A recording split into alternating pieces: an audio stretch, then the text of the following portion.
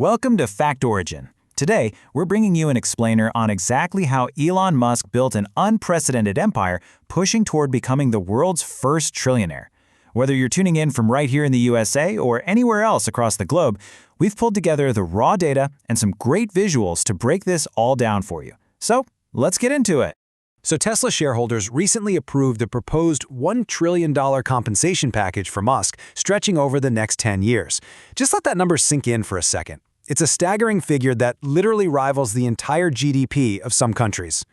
Here's our roadmap for this explainer. 1. The trillion-dollar paycheck. 2. Surviving 2008. 3. Revolutionizing space and cars. 4. The paper wealth illusion. And 5. Future bets and risks. Okay, let's jump right into part 1, the trillion-dollar paycheck. Now, just look at the gap here. While top tech CEOs like Apple's Tim Cook or Microsoft's Satya Nadella are making around $74 to $79 million a year, which is obviously a lot, Musk's proposed package averages $100 billion annually. It literally adds 3 extra zeros to your standard executive paycheck. It's wild.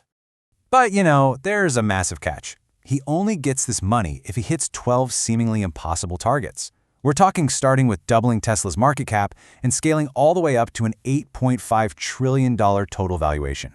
Basically, if he misses, he gets absolute zero. It's a total all-or-nothing bet. Which brings us to Section 2, Surviving the 2008 Crisis. To really get how crazy his current empire is, we have to look back. In its early days, SpaceX suffered 3 devastating rocket explosions. The Falcon 1 failed again and again and again. But then, it came down to a nail-biting 4th launch in 2008. It finally reached orbit, and that single success secured a $1.6 billion NASA contract. The stakes back then were absolutely astronomical. Musk burned through $100 million of his own money during those first 3 failures, so this was quite literally a do-or-die moment for his space ambitions.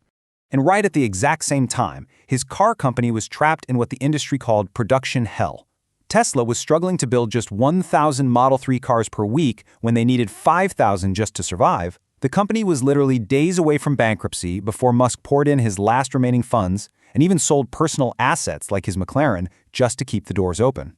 Let's look at Section 3, Revolutionizing Space and Cars.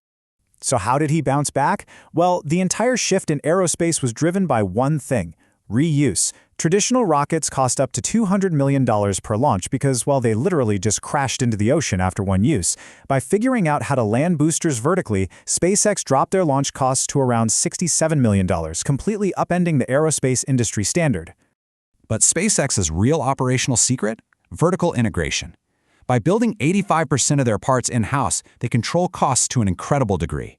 And this is what funds the Starlink satellite network, which creates this massive cash flow flywheel entirely designed to fund the 150-ton Starship. Moving right along to Section 4, the paper wealth illusion. So despite all this success, a Delaware corporate court judge actually voided Musk's previous $56 billion pay package. The judge ruled that the Tesla board was just too close to him, failing to negotiate fairly, and that the sum was simply too vast for one individual. This really highlights the immense legal friction operating behind the scenes of these historic numbers. Also, critics point out that much of this fortune is actually paper wealth, often utilized through a financial strategy known as buy, borrow, die. Basically, the ultra-wealthy borrow cash against their unsold, untaxed stock to fund their lives, which effectively bypasses standard income taxes altogether. And if we look at SpaceX's valuation, there's a pretty serious debate going on.